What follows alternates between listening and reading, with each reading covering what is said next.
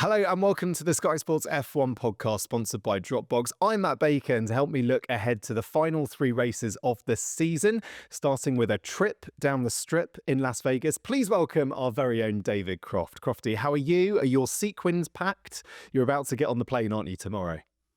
Yes, I am. Trip down the strip. I like that, Matt. I might use that. Please do. Preamble on Saturday night, Sunday morning, depending on where you're watching around the world, or even Sunday tea time if you're watching in Australia. Yeah, I'm really well. Got a problem with the sequins. I gave my jacket away last year. You know, I had that lovely Vegas jacket? Yeah, I do. I gave it away. No.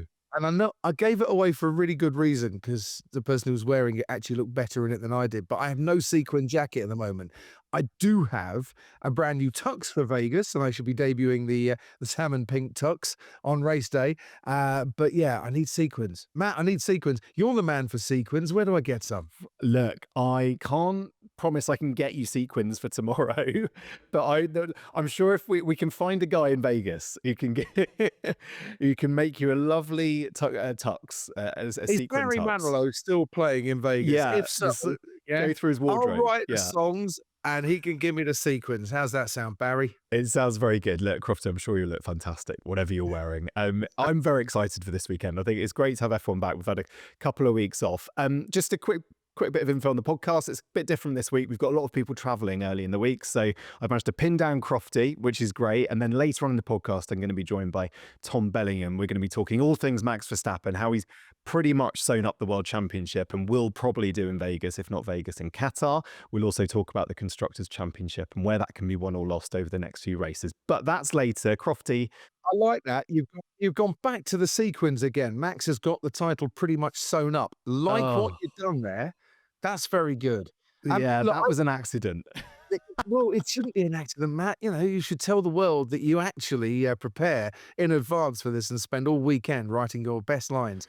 Can we just talk about Max for a minute?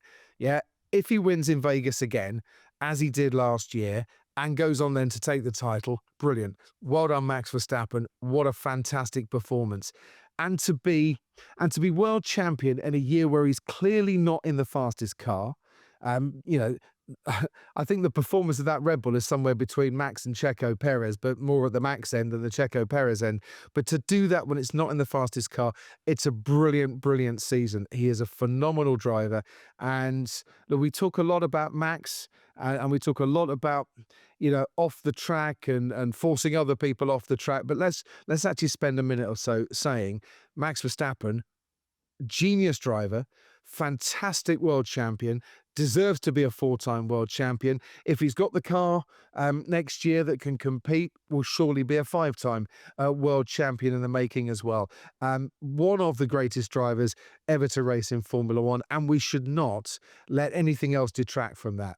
And it's rare that we've actually had the chance to sit down and discuss Max the champion, but let's do it on a championship deciding weekend, because I think he will win it in Vegas. I think it will be done and dusted there. And what better place to hit the jackpot than in Sin City, eh? I was going to say, if he's going to win it anywhere, Vegas, I mean, obviously I know he won the race last year, but to actually win the championship, in terms of passes you can probably have as a world champion, I reckon Vegas is going to be good, isn't it?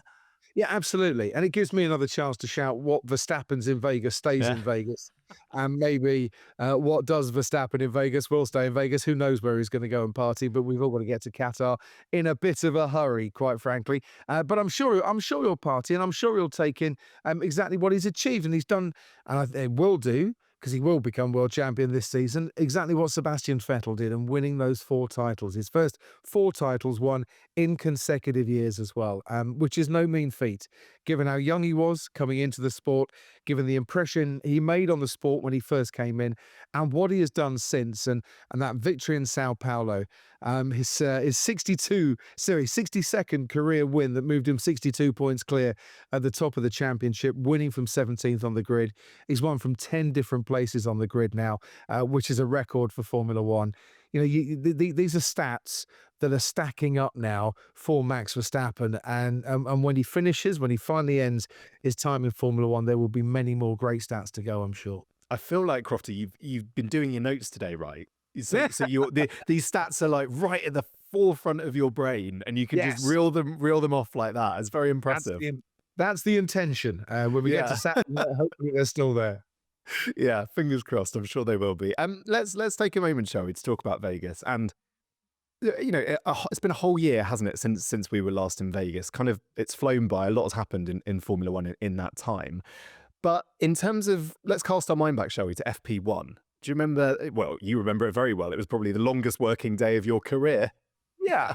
Yeah, Jensen Button and Pretty I were much. keeping each other company at 4 o'clock in the morning, which, we'd had a couple of conversations about that, but we didn't think we'd be in the commentary box doing it at the time. It was very surreal, wasn't it? And I just wonder if you agree with this sort of idea that the mood kind of changed across the weekend. I think certainly heading into Vegas, there were a lot of news stories, weren't there, about local residents being unhappy. It really felt like Vegas, like Formula One had kind of landed in Vegas with maybe a few issues or a few teething problems. But by the end of the weekend, after a very good race for a street track, we had overtaking, it was action packed. Is it fair to say that people's opinions had changed? Yeah, I think so. But I think we needed the race, didn't we? It's interesting. Every 4 years we have an Olympic Games. And in the run up to the Olympic Games, all the stories are, traffic chaos, accommodation for the athletes not brilliant, stadia not ready. There's a lot of negative stories. And then when the games start, then the sport takes over. And we have, by the end of it, the best Olympic Games ever. And I think Vegas was very similar to that. We just needed some action on the track, and we got it. It was a brilliant race. 82 on-track passes in last year's race, and that amazing climax where Charles Leclerc, with 7 laps to go, lost second place and then got it back on the final lap, and it was a brilliant battle with Sergio Perez, and we had a safety car, and had the big accident for Lando Norris, and we had drama at the start as well. It was a fantastic race, but that's what we needed. We needed those sort of memories to put in the memory bank to go away and then think about the next time we come back. Now, that's not to take away the fact that there was a lot of disruption. The cab drivers certainly weren't very happy that I was speaking to, because, you couldn't get around in Vegas very much.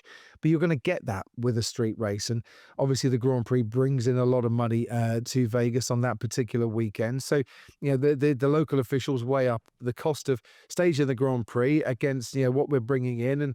And they think, yep, it's well worth the money. So look, we'll have disruption stories again, I'm sure. The loose train cover didn't help. The fact that the crowd weren't there for FP2 certainly wasn't great for the sport either. But, sadly, the stewards had all exceeded their hours for the day, and they couldn't stay there. And when they couldn't stay there, the crowd couldn't either. But we moved on from that, and we were left with brilliant memories, and I'm sure we'll have some more this year. Now, whether it's a sellout, I don't know. Last I heard, there were quite a few tickets still left to be sold. The trouble with Vegas, though, is that it is, the trouble with Vegas, the trouble holding the Grand Prix at this time, it's always very cold in Vegas at this time of the year. So people going, and thinking, I'll take 4 or 5 bikinis with me, and I'll take 3 or 4 pairs of Speedos to go with that as well. And you're not gonna be swimming much in Vegas. It is the middle of the desert, and it is cold in November, and that affects, sitting in the grandstands as well. It affects the cars out on the track. Be prepared, bring a jumper to go with your sequin jacket. So I'd like to see the race run a little bit earlier in the day, so that you go from light into darkness. So round about 4:30 time. So you're not kind of racing and then very late at night. But I'm not the one to make all those sort of decisions. What we do get is a race under the lights, fully under the lights, and it does look spectacular. Yeah, you can't argue with that. Speaking of looking spectacular, if you can find a jumper that works with a sequin jacket, Crofty, maybe in Barry Manilow's cupboard, I don't know. I am all for going to see Barry and having a bit of a chat about that. If there's, honestly, I wouldn't say I'm the world's biggest Barry Manilow fan, but if there's ever a place you want to go and see Barry Manilow, come on, it's at the Come on. Cabana or in Vegas, one of the two. It certainly is. Look, you mentioned there as well about the timings, and I just final kind of point really on the race and the timings of the race. Look, it's a 10 o'clock local start for the race. So for everyone working on the race, obviously broadcasters, but also the mechanics and everyone, just give us an insight into what your day looks like, and then also perhaps just comment on how tough it is going to be for all of those teams, all of the broadcasters, to then basically travel to the other side of the world in Qatar in the space of 6 or 7 days and get a car back on track. Well, I'm not, Matt, because in all honesty, not a single person watching this podcast will have an ounce of sympathy for anything I'm about to say if I It's say true. that. They'd be Yeah. like, "For heaven's sake, Crofty, you've got the best job in the world. Stop moaning." I'm not Yeah. moaning. What does my day look like? It's dark. That's what my day looks like. Basically, you're working a night shift, and that's fine. Um, and I can understand the timings. They work well for Vegas itself. They work well for parts of the world. I do think we should bring it forward a little bit and have like a twilight race. I think the lights would still take effect, and I think that will be slightly easier on people. The shift from Vegas to Qatar is a 12-hour time shift. It is a very, very long flight. You cannot move more than 12 hours on planet Earth in terms of your time zones. And we were last year really feeling the effects of Vegas when we got out to the Middle East. But saying that, that's part and parcel of the job. And we've had 2 weeks at home and we all feel pretty refreshed going into this. So I'll get up around. I'm not one to sleep in the mornings really. I'll get it up around 11 o'clock. Try and go to the gym. Go for a walk, get some sunshine if there's any about, and then we'll get into the track at about 4 o'clock, and we'll work through until 2, 3 o'clock in the morning, something like that. Trying to find something to eat is quite difficult once the day is finished because most of the places are shut. It's not New York where the world is open 24 hours a day and the city never sleeps. This is Vegas, and most of the decent restaurants. Gordon Ramsay is not going to put on a 24-hour buffet service for us, despite my pleadings with him on that one. But most of the decent restaurants are all shut. But that said, we are in Vegas.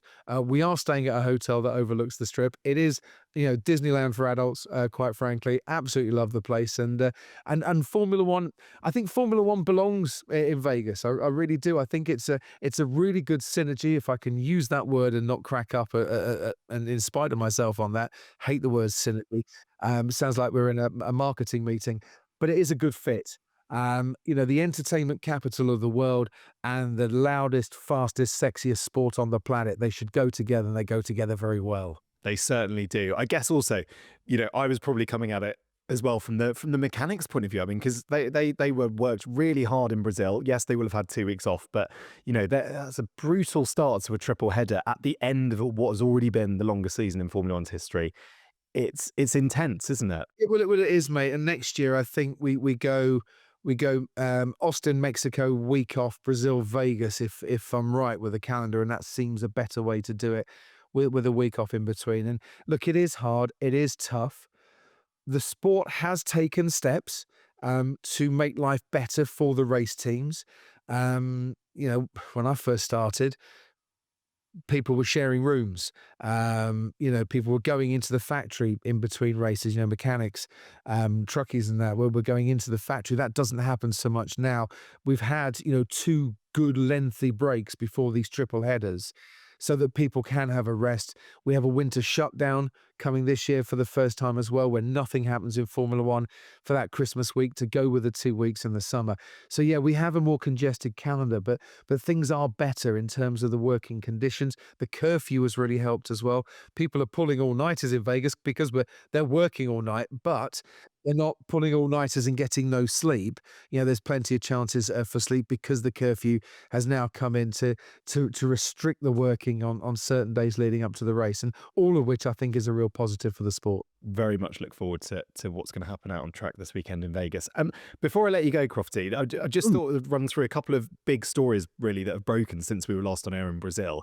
Because off the track, there's been an awful lot of news in the Formula One world. Yes, it has. Here's a bit of it. So we learned that Gabriel Bortoleto will be taking the second Sauber seat alongside Nico Hülkenberg.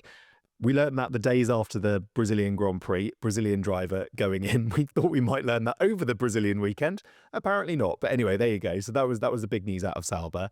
We've learned that Monaco is going to remain on the F1 calendar until 2031. Formula One are going to launch their 2025 season at the O2 Arena in London, celebrate its 75th anniversary. These are all good news stories.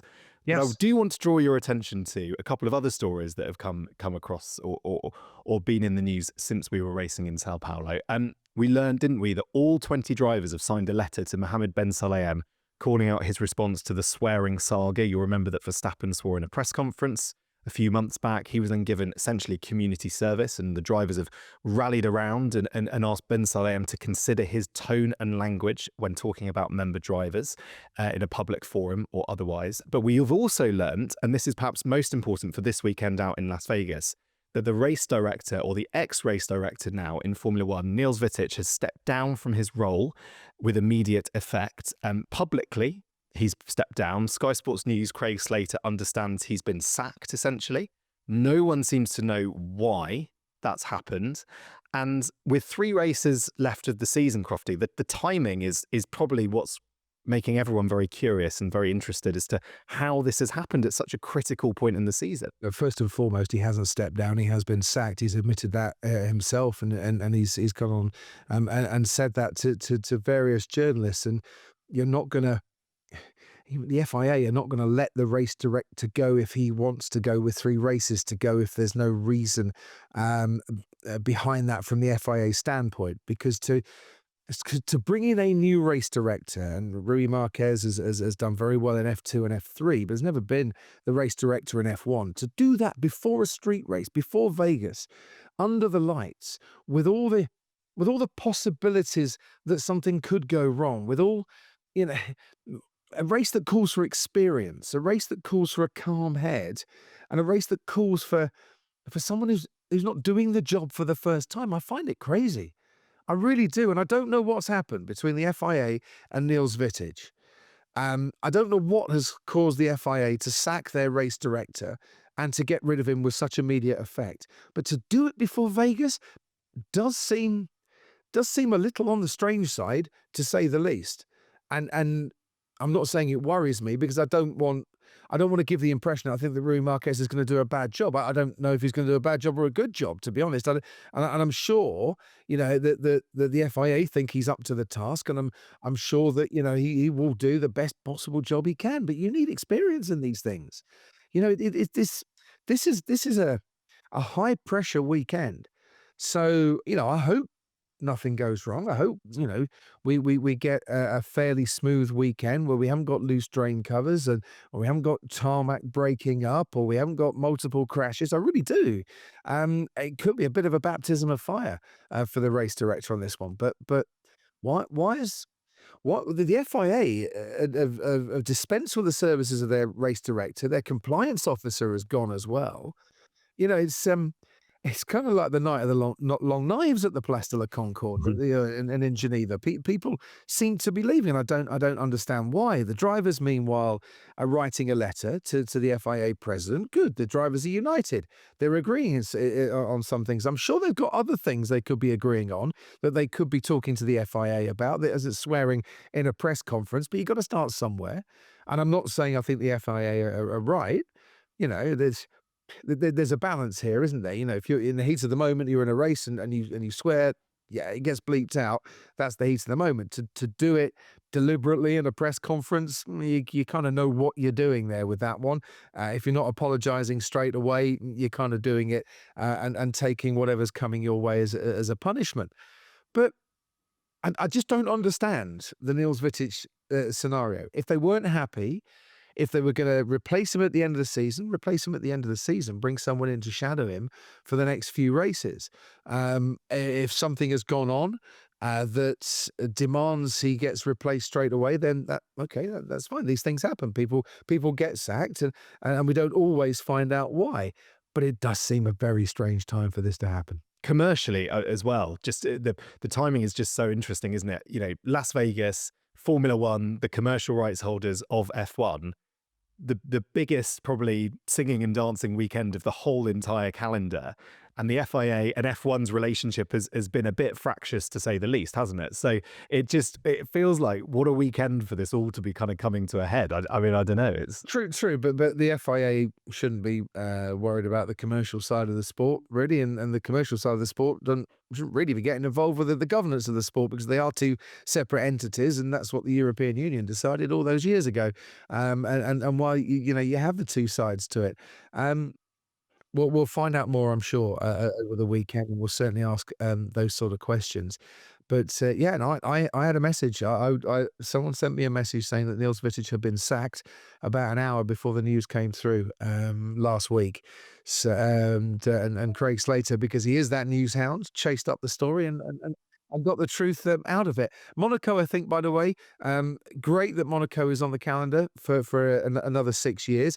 Now let's sit down and have a chat about how we can improve the overtaking there and trying to get some overtaking. There is some reclaimed land, that has been built upon in Monaco. We could do something by the Nouvelle chicane. I think it is up to the Automobile Club de Monaco to look now at ways that we could have some overtaking or overtaking spots on the track. I know it's hard. The cars have got wider and they've got longer, they've got heavier, but let's have a look at that. We love Monaco. We love the history. We love the great races there over the years. We don't want to watch a procession every single year, and we don't want it all to be decided by qualifying. And I think we need to look at that. What it does mean by moving Monaco is that Canada can now move and will either back to back with Miami, or there'll be a week off in between. That will come forward into May. That's been announced by Formula One. Miami might be moving by a week then to make that a back to back, and for sustainability. And we should always look at that and what we can do as a collective to try and help cut down on the emissions. That can only be a good thing as well. Certainly, here. I mean, we could do a whole other podcast on changes to the Monaco circuit. Let's save that, shall we, for another day when you don't have May next year. Yeah, let's save that for May next year, and also a time when you don't have a flight to catch early tomorrow morning, no doubt, to Vegas. Crofty, thank you so much for your insight and for your time in a busy week just before Vegas. Safe travels. Thank you, my friend, and we'll speak to you from Las Vegas, and see you, Matt, when we let rip on the strip. You can have that one on me. Now, before Tom Bellingham joins us, a quick word on our podcast sponsor, Dropbox.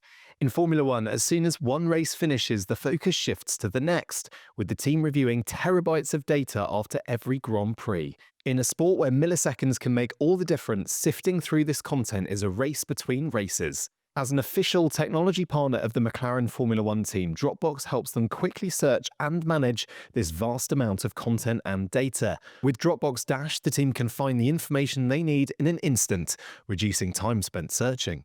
Want to learn more? Take an exclusive behind-the-scenes look at how Dropbox fuels the McLaren Formula One team's speed and performance by visiting dropbox.com/McLaren-F1. Thanks again to Crofty, who's probably mid-air by the time we're recording this. And a big hello to Tom Bellingham, co-host of P1 with Matt and Tommy. Tom, how are you? I'm good, thanks. Thanks for having me on. Yeah, great to get you on. And look, let's actually start with a quick chat about Vegas, because look, as I mentioned, we've spoken to Crofty a little bit about what he's expecting. But you went last year as in more of a fan capacity. So we've heard what it's like from a broadcaster's, from a team's perspective, but take us inside what it was like to go to the Las Vegas Grand Prix as a fan. You say we were from the fans. We were actually lucky enough to watch from Red Bull Hospitality. So Oh, wait. we weren't quite slumming it. So Red Bull kindly invited me and Matt to watch from their kind of like balcony, so we could see the kind of, I think it's turn 3 as they come round onto that long straight, which was very cool. And yeah, it was a strange experience as a fan, because they try and block everything off, which was a bit unusual when you're used to your likes of Silverstone, where you can kind of walk everywhere and do whatever, but you're very much like constricted into zones and things. So it'd be interesting to see if that's the same this year. Obviously, there was a lot of logistics involved to make it happen, and I can't imagine it was an easy thing to do, but they've got it for 10 years, so I'm sure they'll have learned from the last one. Yeah, I imagine there's going to be a few changes here or there, certainly with the setting up of the Grand Prix this year.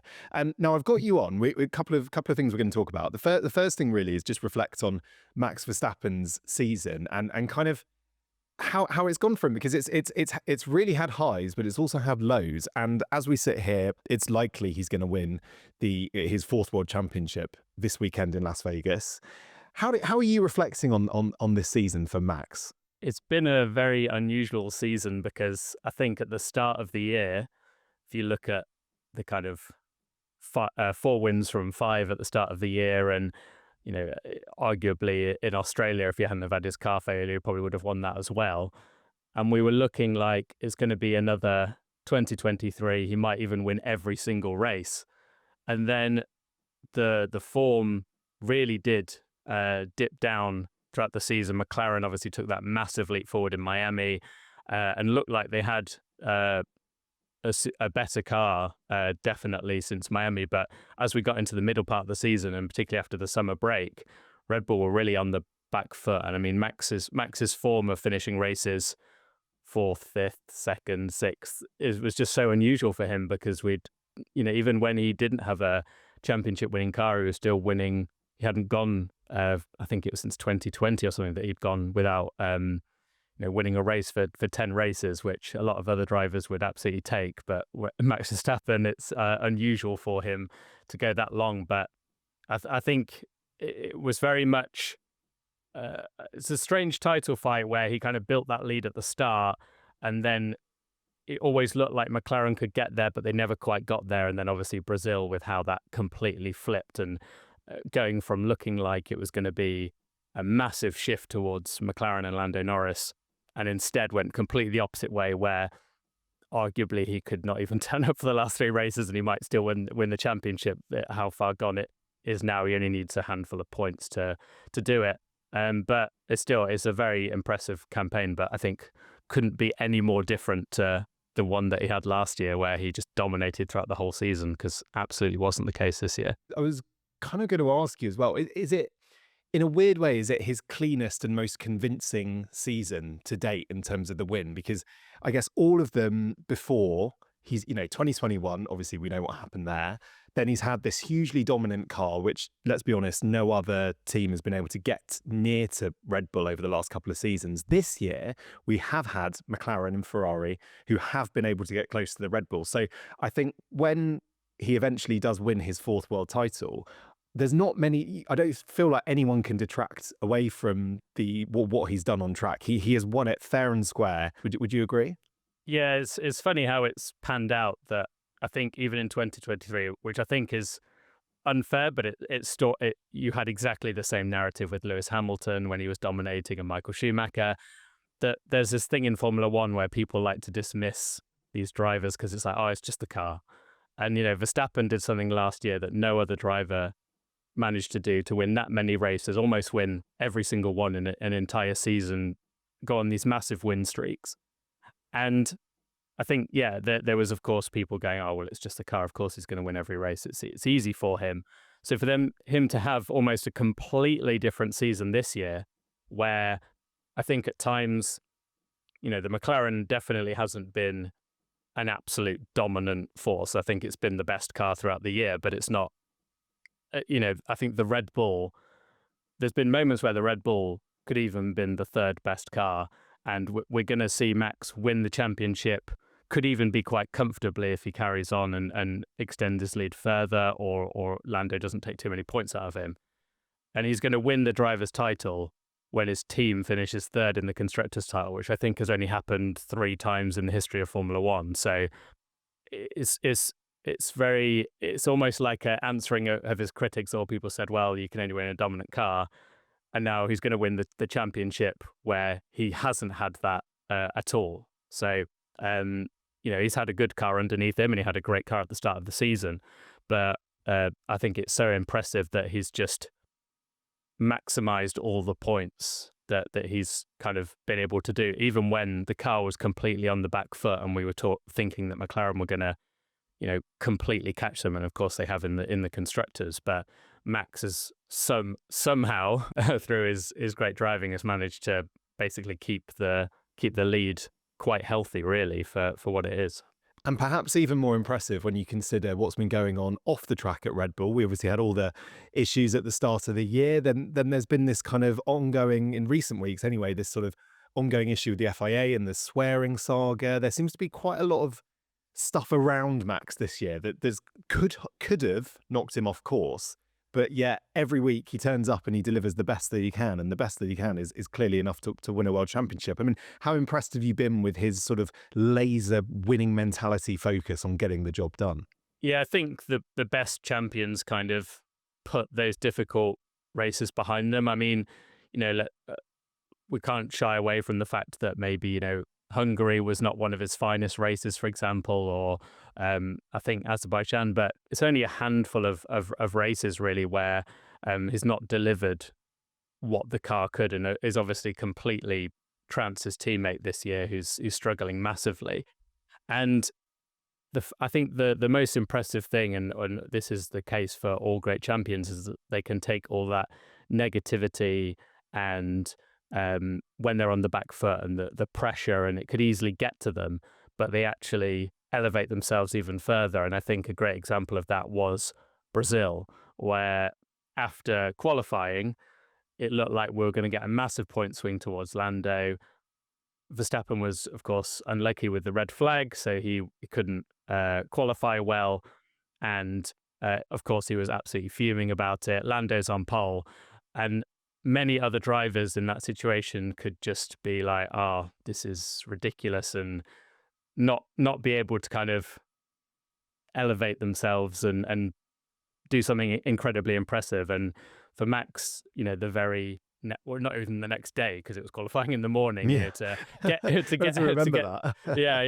straight in the car and deliver one of the greatest drives we've ever seen in F1 is insanely impressive, and that's what all great champions do. What have you made of his in-car and out-of-car character this year? I outside the car, I always think Max does cut quite a composed figure. I think he certainly when he speaks to the media, he seems very sure of himself and very composed. I think inside the car, we've seen this year him get quite hot-headed. We've seen those conversations, haven't we, between his race engineer. And it's all got quite heated in the moment. I just wonder, do you think we've seen a slightly different Max this year, and Max perhaps a little bit more on the ropes than we have in the previous seasons? Yeah, I think so. I think the fact that always when you're under pressure, it's going to be more difficult. I think many drivers in the past have come out on the radio when they're under pressure and said things, and I'm pretty sure Sebastian Vettel said it brilliantly in a press conference once, where saying that, if you mic'd up footballers when they've just had a bad tackle or whatever, they're not going to be saying very polite things, are they? So true. I think it's always, when the adrenaline's flowing and they're driving around at 150, 200 miles an hour, they are going to say some things because they just want to win, and they are unbelievably competitive beasts, basically, that want to win. And I think Max, more than anyone, it's just been grained into him that he has to win. You see it even when he's at home. He's on iRacing and he takes it just as seriously, if not more seriously, than he does his Formula One sometimes. And he's just ingrained to win, and that's all he wants to do. So you can tell it means absolutely everything to him, and he's willing to do everything to make sure that he wins races. He can't not win, and you can see that in the way he drives. Even the last race in Brazil, he could have quite easily just stuck behind Ocon and settled for the points, but made a daring move, pulled out a 20-second gap, got fastest lap as well when his team were telling him not to. He just has to win, and that's why he's such a great driver, because it's just ingrained in him, really. Well, speaking of winning, this weekend it's likely he will win. Here are the permutations then of how he can do it. So put simply, he has if he beats Lando Norris this weekend, he will win the championship. There's a 62-point lead at the moment over Lando for Max, and only 86 points left to play for. That includes some extra points, of course, in Qatar for a sprint race. But otherwise, Lando has to get the deficit down to no more than 59 points by the end of the race. Is it going to be this weekend, Tom? If you were a betting man, what would you say? I think he'll try and make it happen this weekend. I think Max will not just settle for, we saw how he drove in Mexico, for example, of just wanting to make sure it's absolute. And he will race Lando hard to make sure that he wraps it up, because you never know. I mean, I think it's so unlikely that it could happen, but he'll just want to make absolutely sure. But I mean, the way Max has won his championships, he won it in the sprint in Qatar last year, and if he doesn't manage to do it, it's likely that he might even win it in a sprint again, which would be very, very unusual to win on a Saturday, essentially, in a sprint before you go into a race, which would be very bizarre. And to do it 2 years in a row, you can almost see that happening again. But he's going to want to beat Lando, and I think it's a track that will suit Max's driving style. And he'll come into Vegas full of confidence after what he did in Brazil, and I think he will challenge for the win there. Fewer runoffs as well if he is in a wheel-to-wheel battle with Lando Norris. It's not like they can push each other off the track in Vegas, it being a street track. There's very few of those. Okay, so that's the Drivers' Championship and how that might look. Let's take a brief look at the Constructors. And I thought, Tom, since we've got you on, it would be quite interesting to sort of pose the question, really, of how much people do care about the Constructors' Championship. We know that the Constructors do, because that's where the money is. That's how they will go into next year with bigger budgets and make all their shareholders happy. However, from a sort of fan perspective, do you think what weight do you think fans put on the Constructors' Championship? How interested are they in it? I don't think they are as interested, of course, in a as they would be in a drivers' fight. The drivers' fight takes priority. You only have to look at Abu Dhabi 2021, dare I mention it, and the fact that when it's easy to forget that Mercedes won that world championship as the constructors, but I mean, we completely forget that Mercedes won that championship, and they weren't exactly jumping around celebrating that they won the constructors. So I think the driver's title is the big prize, and I think in history gone by, maybe that the constructors title held more weight for the manufacturers and things like that when the money involved and things like that. But I think now the sport has become such a big sport. It's almost an entertainment brand, if you like, as well now, and it's more about that the drivers, I think, particularly for a team like Red Bull, who are there, the way they go racing, it's all about the drivers with Max, and I think they'll care a lot less. I don't think they're going to be particularly the top dogs. Of course, the people that work there, absolutely, you want to win the Constructors' Championship, be part of that winning team, and they'll be somewhat disappointed.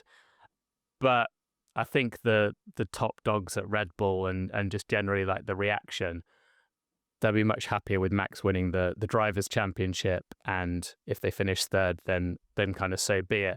But maybe it means more to your likes of McLaren and Ferrari that have that kind of historic legacy, and it's their chance to win something, because we've not seen Ferrari win a Constructors' Championship for a very long time, for example, or McLaren. So it's a great opportunity for them both to win it. I think it will mean more to certain teams. I definitely think that Ferrari and McLaren it would mean more to than Red Bull for the people at the top, of course.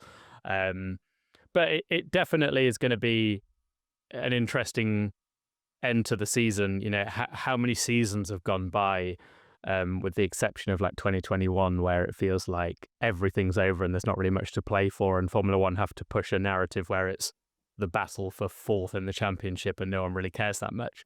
So to have three teams battling for the constructors is an amazing thing for Formula One, and just kind of shows how close it's been this year between all of them. Side note on that, I saw your mock-up of competition for P22 in the championship between Logan Sargent and Valtteri Bottas. Well, there's only one of them in it now, so I guess Bottas has got all to play for now in these final three. Well, yeah, he needs a P11, which is going to be difficult in that Sauber. Yeah, poor Bottas. I mean, the fact that Bottas is 23rd in the title just shows that kind of championship order is not really everything. When he's definitely not. No way has he been the worst driver this season. He's actually delivered some very good performances, but when you're in a car like that, unfortunately, there's only so much you can do. So, yeah, it's pretty shocking, really, for Sauber how they've just struggled to even. Well, none of them have got a point this year, and it's very, very unlikely. Even in a crazy race like Brazil, they couldn't manage it. So, yeah, difficult for them. Yeah, a lot to do ahead of obviously the Audi project coming in over the next few years. Just final sort of point on the constructors then. I mean, Ferrari, you could argue, I think, because of the fact that almost Ferrari are the national team of Italy. They are so embedded as part of Italian culture. If, for example, Carlos Sainz is a part of that constructors winning team, he's obviously leaving the team at the end of the season. Lewis Hamilton's coming in. But I just wonder, that must be as good a motivation as any for someone like Carlos Sainz, who's obviously out the Drivers' Championship. But can you sort of see a situation at Abu Dhabi where you've got Ferrari winning the Constructors, Carlos Sainz there celebrating with Fred, with Charles, with the whole team? That would be quite an epic end, wouldn't it, to his time at Ferrari? Yeah, definitely. I think for Ferrari, they are such a special team. There's so much history that I think winning a world championship for Ferrari is such a incredible thing that I do think would mean everything to the drivers to deliver a Constructors' Championship, maybe more than any other team. Of course, Charles and Carlos would absolutely take a driver's title every day of the week over it, but it would be a special thing for them to get to the end of the season and deliver Ferrari the championship for the first time in I think it's since 2008 maybe. So it's been many years since they've managed to do it, and the fact that Ferrari are I think with fans, most people support drivers, I think, but with Ferrari it's very much you support the team, and there's many people that will support Ferrari, and as drivers come and go, it's Ferrari through and through, and that's why I think it would mean so much for Ferrari to win the Constructors, because they're just such a historic brand, but they've got a lot of work to do. I think the very disappointing Brazilian Grand Prix for them, really, because they had a great opportunity to maximise. McLaren didn't have the greatest race to be 6th and 8th. There was a chance to capitalise there, but there's still a lot of points to play for, so it's going to be interesting. I'd be very surprised if Red Bull could do it now, because I think they're a long way off, and we've seen how much Perez is struggling, for example, as well. So he's not scored points for a fair while, which makes it difficult. So I think it's going to be a really good battle between Ferrari and McLaren, and again, it's two kind of legendary constructors going head to head, which is very cool. McLaren actually left Brazil 7 points further ahead of Ferrari, which is kind of crazy when you think about what a difficult weekend they had. But obviously they had the 1-2 in the sprint, which would have contributed to that as well. So all to play for. Quite exciting. I think it's the most excited we've been by a Constructors' Championship for a while. Also because it's not Red Bull and it's not Ferrari. Sorry, it's not Red Bull and it's not Mercedes, which is what has obviously dominated the last 15 years or so of Formula One. So for that reason, I think it's exciting, and there's plenty to look forward to out in Las Vegas. Just time to tell you about the timings for this weekend, and it's. Tom, are you doing an early? Are you going to watch FP1? Are you going to be? We got 2 a.m. We're on air for FP1. Is that something you'll be waking up for? Maybe. After last year and it not going ahead, I think I'd be very gutted if I woke up at that time of the morning and then found out that it wasn't on. But FP2 definitely will be keen to watch the sessions. But it's a very early one for the UK, isn't it? It really is, yeah. So as I said, 2 a.m. on air for FP1, but then FP2 at the slightly more reasonable time of 5:45, followed by the F1 show, which we'll do, of course. We'll wrap up all the day's events in that as well. So you could just watch the F1 show at a reasonable time in the morning, and I think you'd be covered. But Saturday, FP3 is on air from 2:15 in the morning. You can then catch all the build up to qualifying from 5 a.m. for a 6 a.m. start. Sunday or Saturday night if you're in Vegas, but Sunday morning in the UK, we're going to build up to the race at 4:30 for a lights out at 6 o'clock. Those are your timings. Tom, I wish you all the best with your sleep this weekend, and I hope you.